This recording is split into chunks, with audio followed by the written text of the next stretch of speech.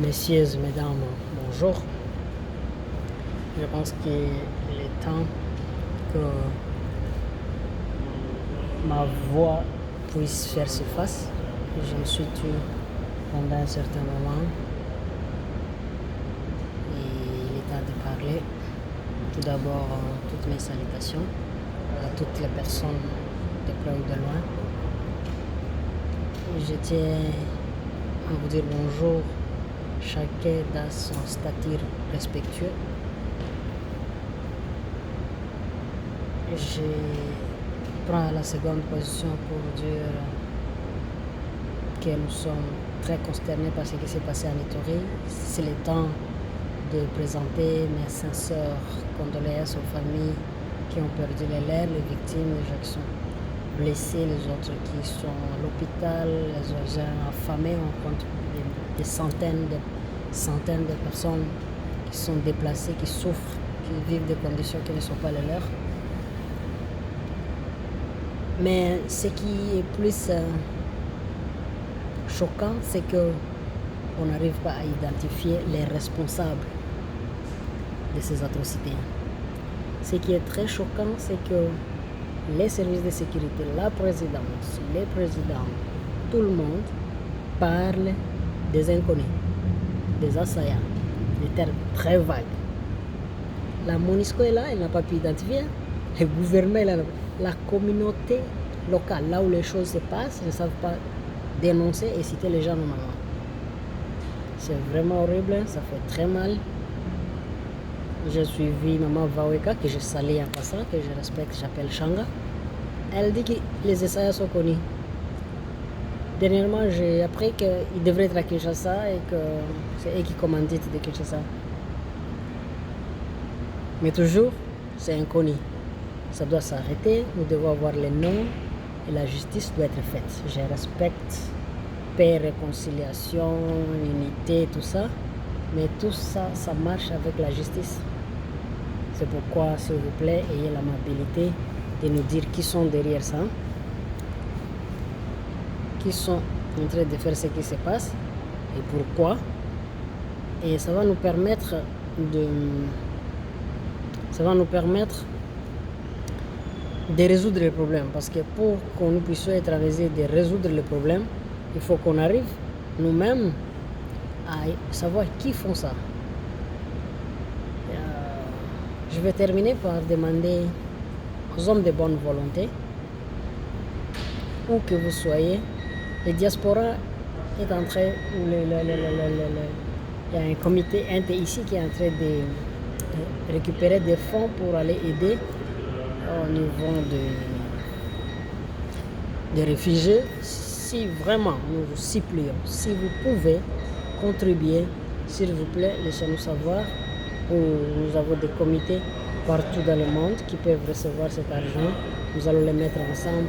Ce n'est pas si beaucoup, nous ne sommes pas HR et HCR pour faire grand chose, mais c'est l'expression d'une volonté. C'est une façon de dire, écoutez, nous sommes ensemble. Certes que nous avons écrit, nous avons tweeté, nous avons fait des conférences, nous avons rencontré des gens, mais ce n'est pas suffisant. Et ils ne voient pas ça, et ils vont voir ce que nous allons faire. S'il y a $20, il y a $50, il y a 100, pourquoi pas 1000, dis-nous où est-ce que nous allons te dire comment tu peux faire parvenir. Tu peux parvenir ça directement de celui qui est à Kabunia, qui récolte l'argent. Notre argent passe par cette personne, ou vous pouvez l'envoyer à Montréal, chez Papa Désiré, ou si vous êtes aux États-Unis, il y a notre frère Kato, il peut vous dire à qui donner ça. Et au Canada, dans chaque ville, nous avons une personne qui peut récolter cet argent et les centrer soit chez Papa Désiré, soit ça quelque part, mais pour que nous puissions venir en aide nos frères et sœurs qui sont en danger. Je ne veux pas entrer dans les polémiques et en tant que juriste, je sais que la responsabilité est personnelle. Vous n'entendrez jamais de ma bouche que je parle de Balendu et de Bahema, non. Nous allons parler qui sont ceux qui ont été détruits. Il y a des noms, chacun a son nom, l'organisation. Vous ne parlez pas de code et comme ça, c'est des noms pantoufles. Qui sont les noms des gens qui sont derrière ça? Où trouvent-ils le soutien? Nous savons la situation que traversent nos communautés sur terre. Qui les soutient? Pourquoi? Il ne faut pas se mettre en tonner, oh les multinationales, oh les pétroles, oh Kinshasa.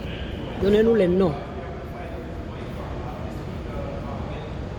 Et les communautés qui sont là, nos frères l'Inde qui sont en train de voir ces choses, doivent dénoncer, doivent aider à identifier. Sinon, ça devient une complicité passive. Donc, Ituri, merci. Et je tiens vraiment à remercier la communauté Hema qui a refusé de réagir. Ce n'est pas parce qu'ils n'ont pas de moyens de réagir. Personne ne peut dire ça parce que nous connaissons cette communauté. Mais ils ont refusé de réagir depuis 2003. Les vaches, le nombre de vaches qui ont été volées, et vous savez, moi avec sa vache, non, ils n'ont pas réagi. Ils sont allés, la première fois, je ne sais pas si c'est la première fois, après la première fois, mais en un seul coup, on a tué des intellectuels fins de la communauté. Que leur âme repose à paix, qui Sembo, l'autre, mon petit là, le docteur, des intellectuels fins de la communauté.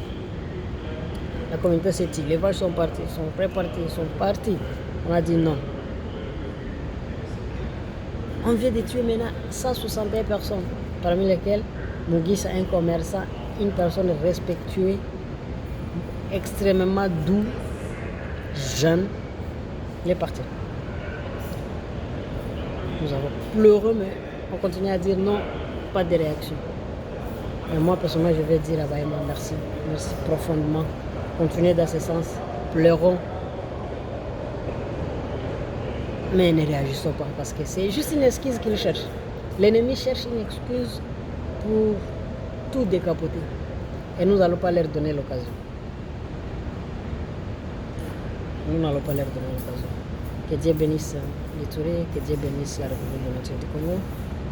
Nous vous aimons beaucoup. Et nous sommes en solidarité avec vous, nous prions, nous faisons tout ce que nous pouvons à notre niveau.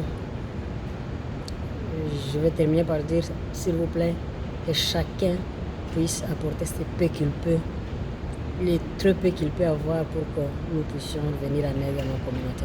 Merci beaucoup, que Dieu vous bénisse. C'était, disons, serviteur de Dieu, Maître John Tibasuma ou honorable Maître John Tibasuma.